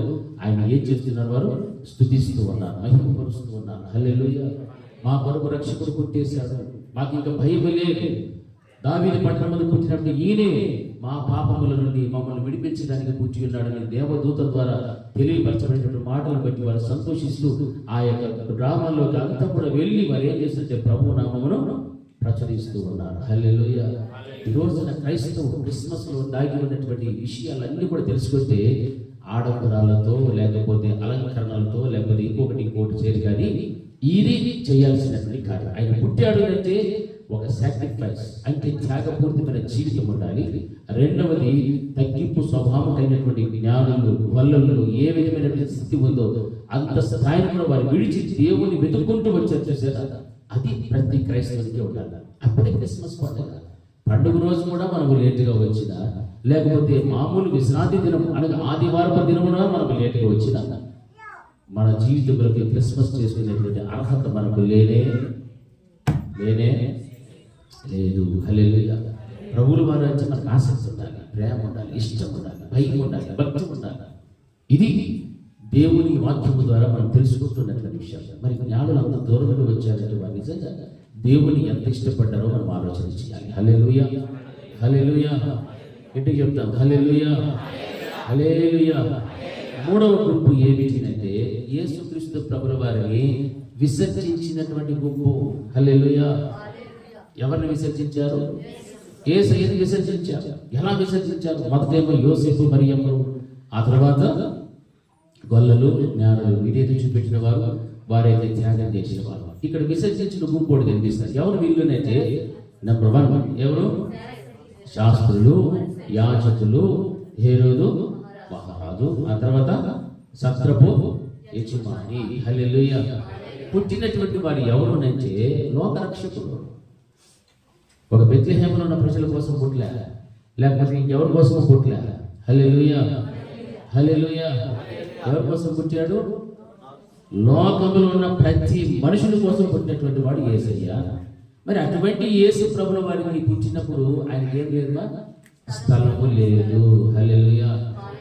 మత్తయి సువార్త చదువుకుంటూ వచ్చాము, లూకా సువార్త చదువుకున్నాం. ఆయన వచ్చిన కారణం ఆయన నిత్యము మనం సేవించాలని, ఆయనను మనం కొనియాడాలని, ఇంత గొప్ప త్యాగాన్ని మన కొరకు దేవుడు చేస్తే ఆ త్యాగాన్ని కూడా మర్చిపోయి ఈ రోజున మనుషులు చేయవలసినటువంటి ఆ యొక్క నియమ నిబంధనలను మరిచి ఆయన ఆజ్ఞలను కట్టడలను విడిచిపెట్టి ఈ రోజున ఎలా ఉన్నాడంటే మనుషులు చాలా చాలా నిర్లక్ష్య స్వభావంతో జీవిస్తూ ఉన్నాడు. హల్లెలూయా, హల్లెలూయా, హల్లెలూయా. ఏంటి చెప్పాలి ఇంకా? హల్లెలూయా. అంటే దేవుని యొక్క వాక్య భాగంలో మనం గమనిస్తున్నప్పుడు విసర్జించినటువంటి గుంపు, నేను మొదటే చెప్పాను 3 గుంపులు ఉన్నాయి. ఈ 3 గుంపుల్లో ఇక్కడున్న వాళ్ళు కూడా ఏదో ఒక గుంపులో ఖచ్చితంగా ఉండే ఉంటారు. హల్లెలూయా. మరి విసర్జించిన గుంపు ఎవరు వీళ్ళు అని చూస్తే ఎవరు? హేరోదు మహారాజు, శాస్త్రులు, యాజకులు, సత్రపు యజమాని. ఆమె నిండి చూడాలి. ఇక ప్రసవించడానికి సమయం ఆసనం లేదు. అక్కడికి వెళ్తే లేదు, స్థలం ఇవ్వలేదు, లేదని చెప్పేసి. కానీ తెలుసు ఎవరెవరో వస్తున్నారు, లోకరక్షకుడు పుడతాడంట అని చెప్తున్నారు. కానీ మాత్రం నీకు స్థలము లేదు, ఇవ్వడం లేదు. హల్లెలూయా. హేరోదు మహారాజు దగ్గరికి ఎవరు వెళ్ళారు? యూదా దేశానికి ఎవరు వచ్చారు? తూర్పు దేశం జ్ఞానులు వచ్చారు. ఇదిగో ఇక్కడ ఎక్కడో యూదులకు రాజుగా పుట్టేటువంటి వాడు ఉన్నాడంటే, పుడుతున్నాడంటే ఎక్కడా అని అడిగారు. ఎవరిని అడిగారు? ఎవరిని అడగకూడదు వాళ్ళని అడిగారు. హల్లెలూయా, హల్లెలూయా. ఎవరి దగ్గర పోకూడదు, అక్కడికే పోయాలి. ఎవరిని అడగకూడదు, ఆయన్ని అడిగారు. మరి అప్పుడు ఆయన పరిస్థితి ఏమై ఉన్నదంటే, ఆ యూదులకు ఆయన ఏమి ఉన్నాడు? రాజుగా ఉన్నాడు. అయితే ఆయన చెప్తున్న మాట, హేరోదు మహారాజు తెలుసు, శాస్త్రం కేకేశాడు, పిలిచి వెంటనే ఆ యొక్క గ్రంథాన్ని, ధర్మశాస్త్రపు గ్రంథాన్ని విప్పినప్పుడు మత్తయి సువార్తలో మనం చదువుకున్నట్టుగా యూదా బెత్లెహేమ్ అనేటువంటి ఆ స్థలంలో యేసుక్రీస్తు ప్రభుల వారు జన్మించబోతూ ఉన్నారు అని వ్రాయబడి ఉన్నది. యెషయా ప్రవక్త ద్వారా తెలియపరచబడినది విషయాలన్నీ కూడా చెప్పేశాడు. అంటే ఇక్కడ హేరోదు మహారాజుకు అక్కడ ఉన్నటువంటి శాస్త్రులు, పరిసయ్యులు, యాజకులకు కూడా ఎవరిని గురించి తెలుసు? యేసుక్రీస్తు ప్రభుల వారు రాజులకు రాజుగా, యూదులకు రాజుగా పుడతాడన్న విషయము తెలుసు. కానీ మీరు అక్కడికి వెళ్ళారా? యేసు ప్రభుల వారు పుట్టిన స్థలానికి వెళ్ళారా? వెళ్ళలే. హల్లెలూయా. లోక రక్షకుడిని తెలుసు, యూదులకు రాజుగా పుడతాడని తెలుసు, గ్రంథములలో ప్రవక్త ద్వారా వ్రాయబడిన సమాచారం గురించి తెలుసు. కానీ యేసు ప్రభుల వారిని మాత్రము చూడటానికి వెళ్ళలే. అంటే ఇది ఎవరునంటే విసర్జించినటువంటి గుంపు. హల్లెలూయా. సత్రపు యజమాని కూడా తెలుసు, మరియమ్మ, యోసేపు పుట్టబోయేటువంటి శిశువు పరిశుద్ధుడై లోకానికి రక్షకుడిగా పుట్టబోచున్నాడు. కానీ అక్కడ కూడా ఆయన స్థలము ఇవ్వలేదు. హల్లెలూయా. గట్టిగా హల్లెలూయా. 2 చేతులు హల్లెలూయా. మరి ఈ రోజున మన పరిస్థితి ఎలా ఉంది? మనకు తెలుసు, వాక్యం అంతా బాగా తెలుసు, వాక్యంలో ఉన్నటువంటి విషయాలు మనకు తెలుసు. బైబిల్ పిలిచి పెడితే కూడా మనం 100కి 100 మార్కులు తెచ్చుకుంటాము, అన్నీ చేసుకుంటాం, అన్నీ తెలుసు. కానీ దేవుడున్న స్థలానికి మాత్రము, దేవుడున్న స్థలానికి వస్తామా? రా. హల్లెలూయా. ఎక్కడ ఆడంబరాలు ఉంటాయో, ఎక్కడ హంగామాలు ఉంటాయో అక్కడ మనం కనపరుచుకోవడానికి చాలా మటుకు వెళ్ళిపోతూ ఉంటాం. ఇది దేవుని దృష్టికి చాలా చాలా చెప్పండి, దేవుని దృష్టికి మంచిదా చెడ్డదా? చెడ్డదేనా మంచిదా? ఆడంబరాలు ఉన్న చోట మనం పండుగ చేసుకోవాలన్నా, ఆడంబరాలుగా మనం చేసుకోవాలన్నా, లేకపోతే ఆత్మీయంగా, దైవికంగా క్రీస్తు ప్రభుల వారు ఎందుకు పుట్టారు, అందులో దాగి ఉన్నటువంటి మర్మం తెలుసుకొని మన బ్రతుకు మార్చుకొని ఇదే నిజమైన క్రిస్మస్ అని తెలుసుకోవడం మంచిది. తెలుసుకోవడమే మంచిది. హల్లెలూయా, హల్లెలూయా, హల్లెలూయా. మన మందిరంలో కూడా చాలా డెకరేషన్ చేస్తారు. ఇంతకుముందు ఫుల్ డెకరేషన్, మనుషులు కూడా కనపడకుండా చేస్తారు. కానీ డెకరేషన్ మానేసిన, లైట్లు వేస్తారు, లైట్లు కూడా వేసేసి మానేసిన. ఒకవేళ మీరు ఎవరితో అనుమానం రావచ్చు, ఏమైనా పాస్ట్ లైట్లు కూడా వేసేసి అవసరం లే. హల్లెలూయా. మనమే ఒక లైట్ లాగా ఉండాలి మందిరంలో. హల్లెలూయా, హల్లెలూయా. మనమే ఒక లైట్ లాగా ఉండాలి. బుడ్డి దీపాలు అంటే బయట లైట్ వేస్తే ఏమైనా ప్రయోజనం ఉంటుంది? బుడ్డి దీపాలు, కిరసనాలు బుడ్డీలు మనం ఉండేటువంటి పొగ చుట్టుకొని నల్లగా మసి పప్పేసి కూతుర్లాగా మనం పెట్టుకొని బయట లైట్లు వేసుకుంటే ఏమైనా ప్రయోజనం వచ్చిందా? లేదు. హల్లెలూయా. మరి అటువంటిప్పుడు యేసుక్రీస్తు ప్రభువు అని చెప్పిన మాట కూడా అదే. ఆయన ఎలా జన్మించాడు అంటే పశువుల పాపలు పుట్టాడు. ఆయన ఎవరు? రాజులకు రాజు. హల్లెలూయా. రారాజు అయినటువంటి యేసుక్రీస్తు ప్రభుల వారికి ఈ రోజున స్థలం లేదు. అందుకే చాలా సంఘాలలో ఈ రోజున ఎవరికి స్థలం లేదు? దేవునికి స్థలం లేదు. హల్లెలూయా, హల్లెలూయా. దేవునికి ఏం లేదు? స్థలమే లేదు. దేవుడికి స్థలం ఇస్తే ఆడంబరాలు అనేటువంటి ఏ ఒక్కటి కూడా ఉండదు. హంగామా అనేటువంటిది ఒక్కటి కూడా ఉండదు. అవి ఉండకుండా ఉంటే అట్లా క్రిస్మస్ జరిగినట్లే ఉండదు. మొత్తం హంగామా లేకపోతే ఆడంబరాలు లేకపోతే అసలు క్రిస్మస్ లేదు అని అంటాం. అవునా? ఏమన్నారా? అవునా కదా? మీరు నాతో ఏకీభవించేటట్లేదు. హల్లెలూయా. ఏదో సంవత్సరానికి ఒక పండుగ దాన్ని కూడా చేసుకుని చెట్లేదు మా పాస్టర్ చేసుకోవాలి. కానీ ఇంట్లోండి చేసుకోవాలి. ముఖ్య ఉద్దేశం మన క్రిస్మస్ పండుగలో ఎవరై ఉండాలి? క్రీస్తు ప్రభువు వారు ఉండాలి. హల్లెలూయా. ఆయన వచ్చిన ఉద్దేశాన్ని మనం తెలుసుకోవాలి. మనం ఎంత ఆడంబరం చేసుకున్నా ఈ ఒక రోజుకే కదా చేసుకుంటాము. ఆయన తృప్తి పడిపోతుంది. లోపల ఆడంబరం ముందే నెల చూసుకోవాలి. ఏది లోపల ఏమిది మా హృదయం. హల్లెలూయా. హృదయం ఎలా ఉండాలా? దేవునికి ఎందుకు పరిశుద్ధంగా ఉండాలా? ఆయన ఏమై ఉన్నాడు? అది ఆయన పరిశుద్ధుడుగా ఉన్నాడు. కాబట్టి మన హృదయాన్ని చూసేది దేవుడు. మన పై స్వరూపాన్ని మాత్రం చూడండి. ఎప్పటికీ నువ్వు ఏ బట్టలు వేసుకున్నావు, ఎంత కేజీ బంగారం వేసుకున్నావు, ఎన్ని వరాలు నగలు పెట్టుకొచ్చినావు, ఎన్ని గాజులు వేసినావు, నెక్లెస్ వేసినావు, ఉంగరాలు తొడిగినావు, దేవుడు చూస్తాడా? చూసే పనే లేదు. దేవునికి అవసరంగా. దేవునికి కావాల్సింది ఏంటంటే ఈ ఘోరమైన మోసకరమైన ఈ హృదయం పరిశుద్ధంగా మారిందా లేదా? హల్లెలూయా. ఇది మారితేనే దేవునికి ఇష్టం. ఇది మారి నువ్వు ఏమైనా చేసుకో, దేవుడు సంతోషిస్తా. హల్లెలూయా. అవునా కదా?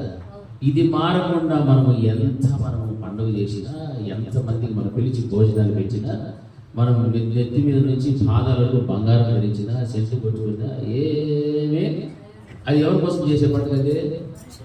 అది హల్లెలూయా. మన ఇంటికి వచ్చే వాళ్ళు చూపించుకునే, ఊర్లో బజార్లో పోయే వాళ్ళు చూపించుకునే దానికి చేసుకునే పండుగ అది. బజార్లో పోయేటప్పుడు ప్రతి చోట మనల్నే చూడాలి. అట్లా రెడీ అవుతాం మనం. అది ఇప్పుడు ఎవరు చూడలేదు మనల్ని. వాళ్ళు చూస్తే మనల్ని ఎవరు చూడరు అంతే. హల్లెలూయా. వాళ్ళు చూడకూడదంటే మనల్ని ఎవరు చూస్తూ ఉన్నారని దేవుడు చూస్తాడు. దేవుడు చూడటం లేదు, పర్వాలేదులే, దేవుడు ఈరోజు చూడకపోతే పర్లేదు, క్రిస్మస్ పండుగ అనేసి పోతే బజార్ అంతా మన వెనకనే తిరుగుతాం. ఏమైతే మన అవతారం పట్ల ఉంటుంది. హల్లెలూయా. మీరంతా చాలా మంచి పెట్టారు, మీరు అట్లాంటి కాదు. హల్లెలూయా. కొంతమంది మనం సంవత్సరం పండుగ చేసుకుంటాం, మంచిదే. కానీ మార్పు అనేటువంటిది ఉంది చేసుకోవాలి. క్రీస్తు ప్రభువు వారు లేకుండా మనం ఎంత పండుగ చేసినా అది వ్యర్థమే. హల్లెలూయా. దేహానికి సంతోషం కలుగుతుంది కానీ ఆత్మ మాత్రము దుఃఖపడుతుంది. చూడండి, లోకానుసారంగా పండుగ చేస్తే ఆత్మ దుఃఖపడుతూనే ఉంటుంది. అదే నువ్వు ఆత్మానుసారంగా పండుగ చేసుకో, దేహము సంతోషిస్తుంది, ఆత్మ సంతోషిస్తుంది. తద్వారా దేవుడికి కూడా మహిమ కలుగుతుంది. హల్లెలూయా. హల్లెలూయా. అదే మన మత్తయి సువార్తలో రాయబడిన మాటలు అదే ఉండేది. 1వ అధ్యాయంలో చదివారు కదా, 68 నుంచి 80 వరకు ఉన్నాయి కదా. ఆయన సేవించను, ఆయన మహిమపరచడానికి దేవుడు మనకు ఈ రక్షణను అనుగ్రహించారు. ఆయన అరుణోదయ గర్భముగా ధరించి వారు వరించారు. ఈ మాటలన్నీ కూడా మనం చదువుతున్నప్పుడు మన జీవితంలో నిజంగా మార్పు అనేటువంటిది రావాలి. హల్లెలూయా. హల్లెలూయా.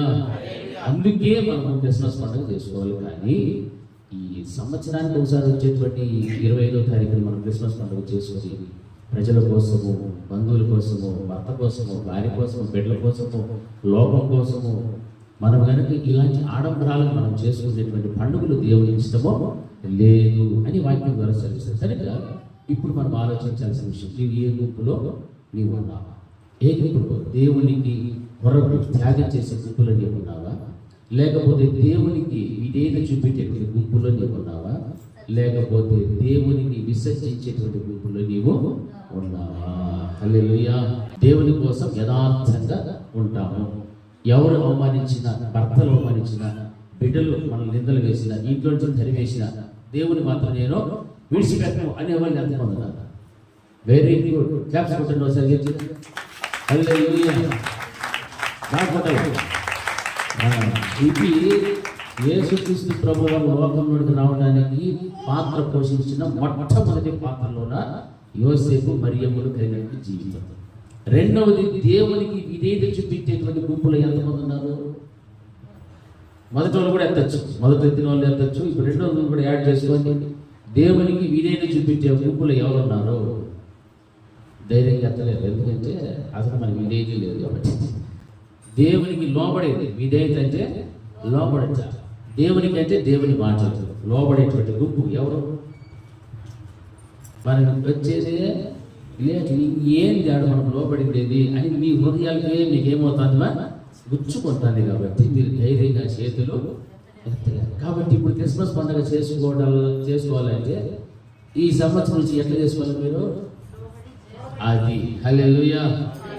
సమయానికంటే ముందుగా వస్తే మనము దేవుణ్ణి ఆహ్వానించచ్చు. ప్రభా మా మధ్యకి రండి నాయన, మా మధ్యలో మీరు ఉండండి అని దేవుని మనం ఏం చేయొచ్చు? ఆహ్వానించవచ్చు. దేవుడే మనల్ని ఆహ్వానించే పరిస్థితి. ఎవరు వస్తారా లేటుగా? Come on my dear daughter, come on my son, come on my daughter. Hallelujah. అట్లా ఉంటే మనము దేవునికి ఏం చూపించిన వాళ్ళము? విధేయత. ఒకవేళ లేదు అంటే ఈ రోజు నుంచి, ఈ పండుగ నుంచి మనం ఏం మార్చుకోవాలి? మనము లోబడే స్థితి మనము కలిగి ఉండాలి. హల్లెలూయా, హల్లెలూయా. మూడో గుంపు ఎవరున్నారు? విసర్జించే ఆరాధన ఉంది మనకు తెలుసు. శుక్రవారం ఆరాధన లేదు, బుధవారం ఆరాధన లేదు, అబ్బే మనకు సంబంధం లేదు. ఆడాడ సమాచారం గృహ కోడికలు ఉన్నాయి, అబ్బే మనం లేదు. అంటే ఆరాధన జరుగుతుంది తెలుసు, ఉపవాస ప్రార్థన ఉంది తెలుసు, ప్రత్యేక ప్రార్థనలు ఉన్నాయని తెలుసు, ఒక కుటుంబం సమస్యల్లో ఉంది, ఆ సమస్యల కోసం ప్రార్థన చేయడానికి వెళ్ళాలి అని తెలుసు, పరిశుద్ధ గ్రంథం ఏం చెప్తుందో తెలుసు, ప్రార్థన చెయ్యాలని తెలుసు, ఉపవాసం ఉండు అని కూడా తెలుసు. కానీ వాటిని ఏమీ చేయలేదు అని అంటే మనము దేవుని ఏం చేసిన గుంపులో ఉన్నాము? విసర్జించిన గుంపులో ఉన్నాము. హల్లెలూయా, హల్లెలూయా. మనం ఎక్కడికి కూడా వెళ్ళలేకపోయినా, మందిరానికి రాకపోయినా, వాక్యానుసారంగా నడవకపోయినా క్రీస్తుని ఎవరిని ఏం చేస్తున్నట్టు మీరు విసర్జిస్తూ ఉన్నట్టే. నన్ను విసర్జించినట్లు కాదు. ఎవరిని విసర్జించినట్టుగా? క్రీస్తు. మందిరాన్ని విసర్జించినట్లు కాదు, నన్ను విసర్జించినట్లు కాదు, క్రీస్తునే విసర్జించినట్టు. మరి అటువంటిప్పుడు ఈ సంవత్సరం నుంచి మనం ఏం చేయాలి? క్రీస్తుని ఏం చేయాలి? విసర్జించాలన్నా ప్రేమించాలి? హల్లెలూయా. ప్రేమించి పండుగ చేసుకోడు ఎట్లా ఉంటుంది? ఆయనను ఆసక్తిగా ఆస్వాదించి పండుగ చేసుకోడు ఎట్లా ఉంటుందో చూడండి. చాలా సంతోషంగా ఉంటారు, కుటుంబానికి క్షేమంగా ఉంటారు, దీవెనకరంగా ఉంటారు, ఆశీర్వాదకరంగా ఉంటారు. హల్లెలూయా. ఎందుకు ఇవన్నీ కూడా క్రిస్మస్ పండుగలో ఆయన జననంలో వ్రాయబడినవంటే ఒక్క మాట చెప్పి ముగిస్తారు. కొలస్సీలకు రాసిన పత్రిక 1వ అధ్యాయము, కొలస్సీలకు రాసిన పత్రిక 1వ అధ్యాయం 19వ వచనం నుండి 22 వరకు చదువుతారు.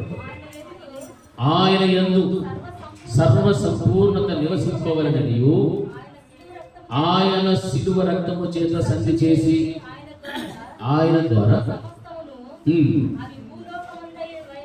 భూలోకమందునవైనను పరలోకమందునవైనను వాటన్నిటినీ ఆయన ద్వారా సమాధానపరచుకొనవలనని తండ్రి అభీష్టమైనను, మరియు గత కాలమందు దేవునికి దూరస్తులను మీ దుష్క్రియల వలన మీ మనస్సులో విరోధ భావం గలవారుని ఉండిన మిమ్మును కూడా తన సన్నిధిని పరిశుద్ధులుగాను నిర్దోషులుగాను నిరపరాధులుగాను నిలవబెట్టుటకు ఆయన మాంసయుక్తమైన దేహమందు మరణము వలన ఇప్పుడు మిమ్మును సమాధానపరచెను.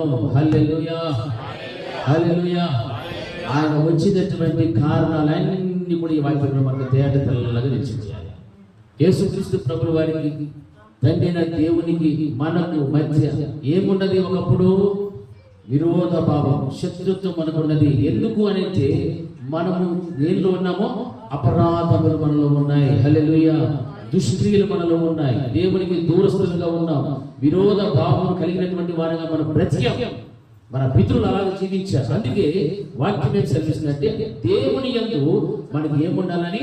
సర్వ సంపూర్ణత కలిగి ఉండాలని, ఆ సర్వ సంపూర్ణత నివసించాలని ఆయన శిలువ రక్తము చేత సంధి చేసి, హల్లెలూయా, తండ్రి అయినటువంటి దేవుడు తన అద్వితీయ కుమారుడైనటువంటి యేసుక్రీస్తు ప్రభుల వారి యొక్క మరణము ద్వారా ఆ శిలువలో తన ప్రాణమును పెట్టి రక్తమును కార్చి నలుగగొట్టబడిన శరీరములోని కాలినటువంటి ఆ అమూల్యమైన ధారలను బట్టి ఆ యొక్క రక్తము ద్వారా తండ్రికి మనకు విరోధ భావం ఉన్నప్పుడు, మన దుష్క్రియల వలన, మన పాపముల వలన అటువంటి స్థితి ఏమిటంటే అది దేవునికి మనకు శత్రుత్వము కలిగించేటువంటి స్థితి. ఆయన పరిశుద్ధుడు, భూమి మీద ఉన్న మనుషుడు అపరిశుద్ధుడు, అపవిత్రుడు, పాపిగా జీవిస్తున్నాడు. కనుకనే దేవునికి మనకు ఏమి సంబంధం అంటే ఏమి సరైన సంబంధం లేవు. మనలో పరిశుద్ధత లేదు, నీతి లేదు, యథార్థత లేదు. అందుకే తండ్రి ఏం చేశాడంటే సిలువ సంధి అంటే రక్తము ద్వారా సంధి చేసుకున్నాడు. ఎవరి ద్వారా అంటే ఆ రక్తము చిందించినటువంటి యేసుక్రీస్తు ప్రభుల వారి ద్వారా. హల్లెలూయా. అందుకే అంటున్న మాట, ఆయన ద్వారా సమస్తమును, అది భూలోకమందునమైనను పరలోకమందునమైనను వాటన్నిటిని కూడా ఆయన ద్వారా తనతో సమాధాన పరచుకునవలని తండ్రికి అభిష్టమాయను. హల్లెలూయా. అంటే దేవునికి మనకు ఏం లేదని సమాధానం లేదు. ఎందుకు సమాధానం లేదు? మనము దృష్టిలు ఉన్నాయి, మనలో విరోధ భావం ఉంది, పాపకులు ఉన్నాయి, బలహీనతలు ఉన్నాయి, ఈర్ష్యలు ఉన్నాయి, కక్షలు ఉన్నాయి, అసూయలు ఉన్నాయి, ఎన్నో ఉన్నాయి, శరీర కార్యాలు ఎన్నో ఉన్నాయి. అందుకే ఆ యొక్క సిలువ రక్తము ద్వారా సంధి చేసి తండ్రికి మనకు మధ్య ఏం చేయాలని సమాధానపరచాలని. హల్లెలూయా. ఇప్పుడు మనం కూడా ప్రజలు సర్వసాధారణంగా ఎవరికైనా గొడవ పడితే వారికి మనకు మధ్య ఏముండదు, సమాధానం ఉండదు, శత్రుత్వం ఉంటుంది. సమాధానం లేదు అంటే శత్రుత్వమే. అంటే ఆ శత్రుత్వము, ఆ అసమాధానం ఉంది కాబట్టి దేవునికి మనకు సమాధానం కావాలంటే మధ్యలో ఎవరెవరో నలవద్దా, మధ్యవర్తులు నలవద్దా. ఆ మధ్యవర్తి ఎవరునంటే యేసుక్రీస్తు ప్రభువు. హల్లెలూయా. ఆయన ఎలా మధ్యవర్తిత్వం చేశాడంటే తన రక్తాన్ని కాచి తన శరీరం అంతా కూడా నలగొచ్చుకొని అందులో ఆయన రక్తము ద్వారా మనకు తండ్రికి ఏం కలిగేశాడంటే సమాధానం కలిగేశాడు అని వాక్యం సెలవిస్తుంది. హల్లెలూయా. ఎందుకు అంటే ఆయన సన్నిధిలో మనం ఎలా ఉండాలా? పరిశుద్ధులుగాను, తర్వాత నిర్దోషులుగాను, నిరపరాధులుగాను నిలువబెట్టుటకు ఆయన మాంసయుక్తమైన అంటే మనలాంటి దేహమును ధరించినటువంటి వాడుగా ఆ దేహమందు మరణం వలన ఇప్పుడు మిమ్మును ఆయన ఏం చేసుకున్నాడు? సమాధానపరచుకున్నాను. హల్లెలూయా. హల్లెలూయా. గట్టిగా హల్లెలూయా. ఈ కొరకు యేసుక్రీస్తు ప్రభువు వారు మన కోసము వచ్చాడు. ఎప్పుడు వచ్చాడు? 2024 సంవత్సరములకు పూర్వం వచ్చాడు. 2024 సంవత్సరములకు పూర్వము ఎవరు వచ్చారు? హల్లెలూయా. అది ఆయన యొక్క మొదటి రాకడ. ఇప్పుడు మనం అందరము దాని జ్ఞాపకం తెచ్చుకున్నాం కదా. ఆయన జననము, ఆయన మరణము, పునరుత్థానం. ఇప్పుడు మరలా ఆయన ఎలా రాబోతున్నాడు? పెళ్లి కుమారుడుగా రాబోతున్నాడు. మొదట మాంసయుక్తమైన దేహము మరణించడానికి వచ్చాడు, శిశువుగా పుట్టాడు, మానవ అవతారం ఎత్తాడు. కానీ ఇప్పుడు ఆయన ఎలా రాబోతున్నాడు? రారాజుగా పెళ్లి కుమారుడుగా రాబోతున్నాడు. హల్లెలూయా. ఆ 2024 సంవత్సరములకు పూర్వం చింతించిన అమూల్యమైన రక్తము ద్వారా ఇప్పటి వరకు ఆయన రాకడ వరకు ఎవరైతే కడుగబడి పరిశుద్ధపరచబడి రక్షణలో సంపాదించుకొని ఆత్మీయతలో బలపొందుకొని ఆయన కొరకు నిరీక్షణ కలిగి జీవిస్తూ ఎన్ని నిందలు వచ్చినా అవమానాలు వచ్చినా వాటిని ఎదుర్కొంటూ నడిచేటువంటి వారు ఎవరైతే ఉంటారో వారందరినీ కూడా తన దూతల ద్వారా ఆయన తనతో పాటు తీసుకెళ్ళడానికి అతి త్వరలో రానయ్యినటువంటి వారే యేసుక్రీస్తు ప్రభుల వారు. హల్లెలూయా. ఆయన పెళ్లి కుమారుడుగా రాబోతున్నాడంటే కింద సంపాదించినటువంటి సంఘము ఏమైపోవాలా? పెళ్లి కుమార్తెగా తను తాను సిద్ధపరచుకోవాలి. హల్లెలూయా. పెళ్లి కుమారుడు వస్తున్నాడంటే ఎవరి కోసం వస్తున్నాడు? పెళ్లి కుమార్తె కోసం. అంటే ఆ యొక్క దినమున జరిగేటువంటి వివాహం పెళ్లి కుమారుడైనటువంటి యేసుక్రీస్తు ప్రభుల వారికి తన రక్తము ద్వారా సంపాదించిన సంఘమునకు వివాహము జరగబోతున్నది. కాబట్టి ఈ యొక్క భూమి మీద ఉన్నటువంటి సంఘము తను తాను సిద్ధపరచుకోవాలి. ఆ పరలోక రాజ్యముకు దిగి వస్తున్నట్టు పెళ్లి కుమారుని ఎదుర్కోవడానికి ఆయన పరిశుద్ధులుగాను నిర్దోషులుగా నిలబడటానికి ఏ మచ్చ, డాగు, పాపము, శాపము, మలిన మచ్చములు ఏమి కూడా లేకుండా ఆయన ఎలాగైతే వస్తున్నాడో ఆయన చూచిన వెంటనే మనం ఏం చేసుకోవాలా? మెచ్చుకోవాలి. ఇదిగో నేను ఏర్పరచుకున్నా, నేను ఎన్నుకున్నటువంటి పెళ్లి భార్య ఈయనే, ఈ సంఘమే అని దేవుడు మనం ఎన్నుకోవాలి. ఆ సంఘములో ఇవిడి ఉన్నటువంటి మనం అందరూ కూడా మనల్ని మనం ఏం చేసుకోవాలి? సిద్ధపరచుకోవాలి. హల్లెలూయా. ఈ శుభప్రదమైనటువంటి నిరీక్షణ కొరకు మనము ఎదురు చూచినటువంటి మనుషుల వలె భూమి మీద బ్రతకాలి. హల్లెలూయా. క్రిస్మస్ పండుగ చేసుకుని ఆగిపోవడం కాదు, ఆయన మరణానికి జ్ఞాపకం తెచ్చుకో. ఎందుకు మరణించాడో తెలుసుకో. పునరుత్థానం వెళ్ళాడు, ఎందుకు వెళ్ళాడో తెలుసుకోవాలి. ఆ తెలుసుకున్న తర్వాత మరలా ఎందుకు వస్తున్నాడో తెలుసుకుంటే అప్పుడే మనకేమొస్తాయి? ఒక చక్కని యోగ్యతను సంపాదించుకోవాలి, ఒక సిద్ధపాటు కలిగి ఉండాలి. ఆయన రాబోతూ ఉన్నాడు, ఎప్పుడు వస్తాడో ఎవరికి తెలియదు, రానైనటువంటి క్రీస్తుకే తెలియదు, తండ్రికి మాత్రమే. హల్లెలూయా. తండ్రి దేవునికి తప్ప ఎవరికి కూడా తెలియదు. ఇది రహస్యం. ఏ జామున ఆయన వస్తాడో తెలియదు. కడపూరం రోగినప్పుడు ఆయన మధ్యాకాశంలోకి వస్తారు, ప్రధాన దూత శబ్దం వినిపిస్తారు. అప్పుడు భూమి మీద ప్రజలందరూ కూడా రొమ్ము కొట్టుకుంటారు, ఏడుస్తారు. దేవుని యందు విశ్వాసం ఉంచినటువంటి వారందరూ కూడా లేపబడతారు. ఆయన యందు ఉండి మృతులైన వారు మొదట లేపబడతారు.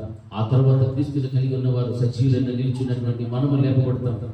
ఇదంతా కూడా ఎంత భయంకరంగా ఉంటుందంటే చాలా భయంకరం. ఒకరు ఎత్తబడుతుంటే ఒకరు విడబడుతుంటే ఎలా ఉంటుంది?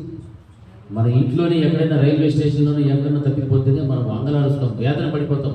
అలాంటిది మనకు తెలియకుండా రెప్పపాటున మన భార్య, భర్త, పిల్లలు, తల్లిదండ్రులు టక్కన ఒకరు దేవుడి వెళ్ళిపోయి ఒకరు విడబడిపోతే ఎక్కడికి వెళ్ళారో ఏమైపోయారో తెలియనటువంటి అయోమయ పరిస్థితుల్లో వేదన పడుతుంటారు.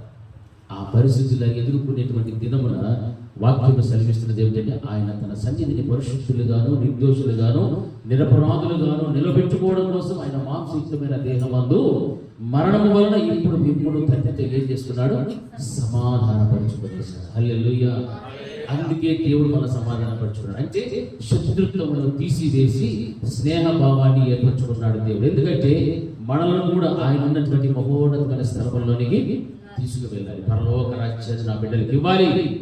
నా రక్తము చేత నేను సంపాదించుకున్నాను, విలువ పెట్టుకున్నటువంటి నా సంఘము, నా ప్రజలు అని దేవుడు ఇష్టపడుతున్నాడు. కానీ భూమి మీద ఉన్న మనుషులు మాత్రము ఆయన పెట్టిన రక్తములకు విలువ లేక దానిని నిర్లక్ష్యము చేసి క్రీస్తును విసర్జించేటువంటి పరిస్థితుల్లో చాలా మంది జీవిస్తున్నారు. విసర్జించుకోవడం, మనకు సమయం దొరికినప్పుడల్లా కూడా సహవాసంగా కూడుకోవడం చాలా మంచిది.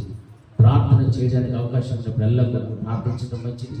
వాక్యం వినడానికి అవకాశం ఉన్నప్పుడల్లా వాక్యం వినడం మంచిది. పరిచర్య చేయడానికి అవకాశం ఉన్నప్పుడల్లా పరిచర్య చేయడం మంచిది. సువార్తను ప్రకటించడానికి అవకాశం ఉన్నప్పుడల్లా సువార్తను ప్రకటించడం మంచిది. ఇవన్నీ కూడా దేవుడు ఏమైతే చేసాడో అవి మనము చేస్తే ఒక రోజున అక్కడికి మనం కూడా వెళ్తాం. లేదు అంటే మరొక స్థలం ఏమిటది? నరకం. హల్లెలూయా. నిత్య నరకం. అక్కడ అగ్ని ఆరదు, పురుగు చావదు. హల్లెలూయా. ఆ పురుగులు కలుస్తా ఉంటే, అగ్ని మండుతా ఉంటే, అందులో మనము దగదగదగదగదగానే నడుస్తూ ఉంటే ఎక్కడ ఉంటుంది? చాలా బాగుంటుంది.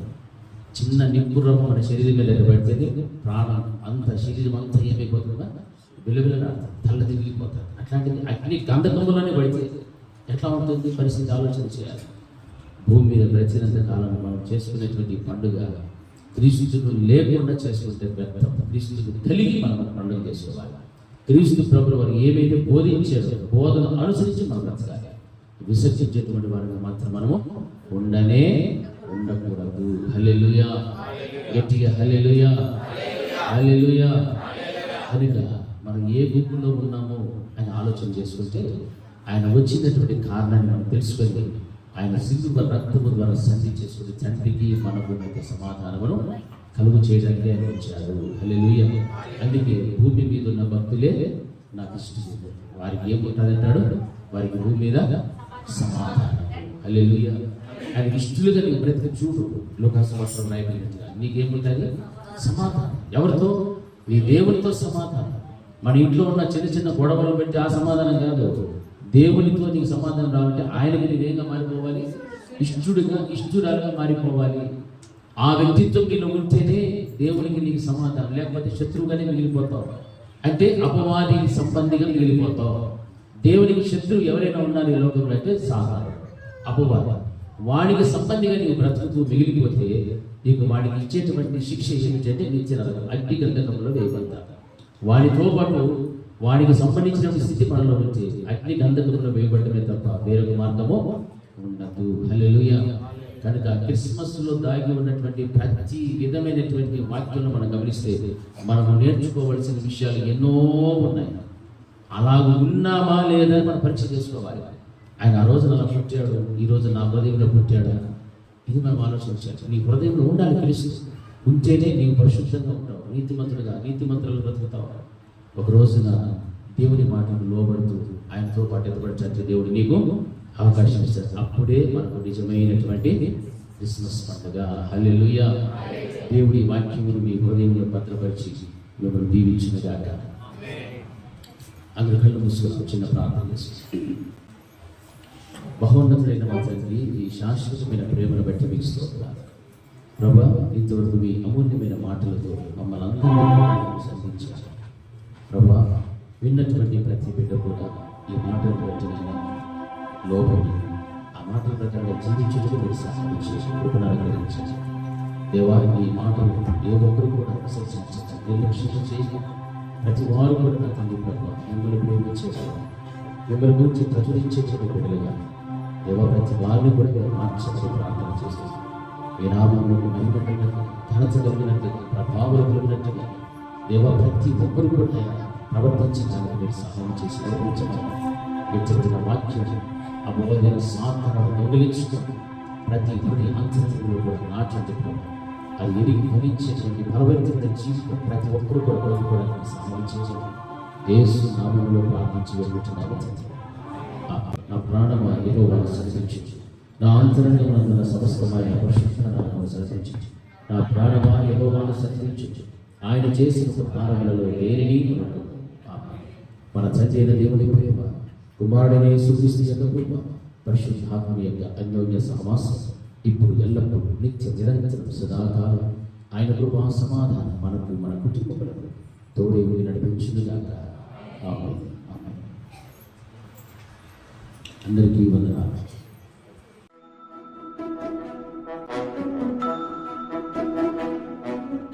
అందాల తార అరుదించి నాకై అంబర వీధిలో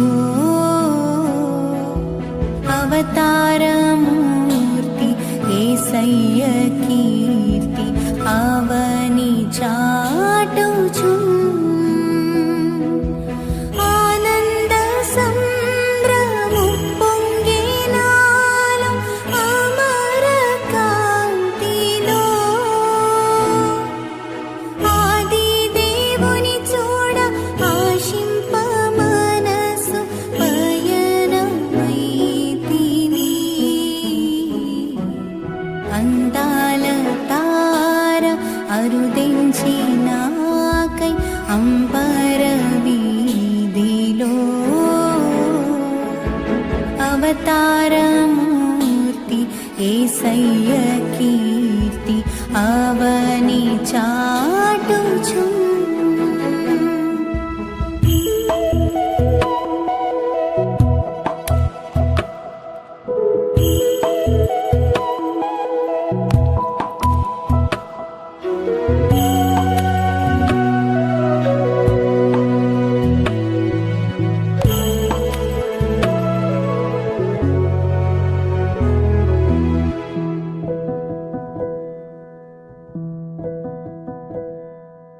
ప్రభు జన్మస్థలము పాకయే గాని పరలోక సౌధమే బాలుని చూడ జీవితమంత పావనమాయెను. ప్రభు పాద పూజ దీవెన కాగా ప్రసరించే పుణ్యము బ్రతుకే మందిరమాయే అర్పణలే సిరులాయే ఫలించే ప్రార్థన. అందాల తార అరుదించి నాకై అంబర వీధిలో